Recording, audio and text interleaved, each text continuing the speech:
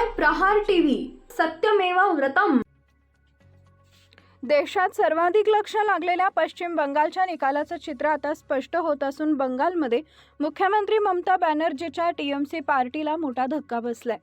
बंगालमध्ये आता नवा इतिहास लिहिला जातोय। बंगालनं भाजपला संधी देत नव्या अध्यायाची सुरुवात केली आहे। गेली 15 वर्ष सत्तेत असलेल्या ममता दीदी यांच्या तृणमूल काँग्रेसला यंदा मतदारांनी नाकारल्याचं चित्र असून भाजप पहिल्यांदाच या ठिकाणी सत्तेत येत आहे। बीजेपीनं बंगालमध्ये बहुमताचा टप्पा ओलांडलाय। 190 पार करत भाजपच्या राज्यात मोठा विजय होताना दिसतोय। मतदारांचा हा कल म्हणजे ममता दीदींच्या राजकारणाला मोठा धक्का मानला जातोय। पहिल्या कारणाकडे पाहताना राजकीय विश्लेषकांच्या मते यंदाच्या निवडणुकीमध्ये भ्रष्टाचार हा मुद्दा कळीचा ठरला। शिक्षक भरती घोटाळ्यातील आरोपांनी टीएमसीची प्रतिमा मलिन झाली होती। ममता बॅनर्जी यांनी लक्ष्मीर भंडार आणि कन्याश्री सारख्या योजनांच्या माध्यमातून महिला मतदारांना टिकवून ठेवण्याचा प्रयत्न केला होता, पण त्याचा काही उपयोग झाला नाही। त्यामागचं कारण म्हणजे सुशिक्षित तरुणांमधील बेरोजगारीचा रोष।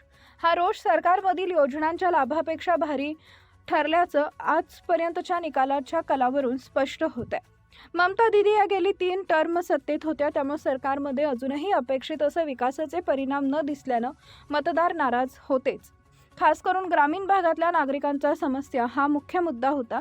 या ठिकाणी सिंडिकेट राज आणि स्थानिक नेत्यांच्या मनमानीबद्दल वारंवार तक्रारी येत होत्या। ममता दीदी या वैयक्तिकरित्या आजही लोकप्रिय आहेत, पण त्यांच्या पक्षातल्या स्थानिक राजकारणाच्या फळी सांभाळण्याकडून मात्र त्या तक्रारीचं निवारण करणं शक्य झालं नाही, अशी ही चर्चा होती, ज्याचा फायदा भाजपनं घेतला। ममता बॅनर्जींनी त्यांच्या सत्तेच्या काळात कष्टकरी वर्गांसाठी अनेक निर्णय घेतले, पण बंगालमध्ये कोणतेही मोठे उद्योग आणि व्यवसाय आणण्यात त्यांना यश आलं नाही, ज्यामुळे रोजगाराचा प्रश्न प्रलंबित राहिला।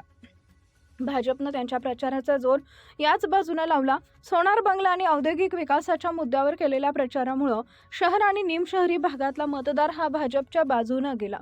टीएमसी ही कामाचा पाडा वाचतच राहिली आणि दुसरीकडे भाजपनं मतदारांना विकासाचा पर्व दाखवून बाजी मारली, असं या निकालाच्या कलांचे विश्लेषण अनेकांनी केलंय। निवडणूक आयोगाची भूमिका ही या निवडणुकीत महत्त्वाची ठरली आहे। मतदार याद्यांमधील दुरुस्ती असेल किंवा बोगस मतदारांची नावं काढून टाकल्यामुळं मतदानाची पारदर्शकता वाढली होती।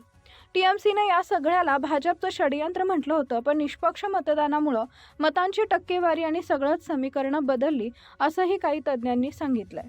दरम्यान आत्ताच्या कलानुसार बंगालमध्ये डावे आणि काँग्रेसचे अस्तित्व आता नावाला उरलंय, त्यामुळे टीएमसी शिवाय पर्याय कोण या प्रश्नाचं उत्तर भाजप असं मतदारांनी ठरवले।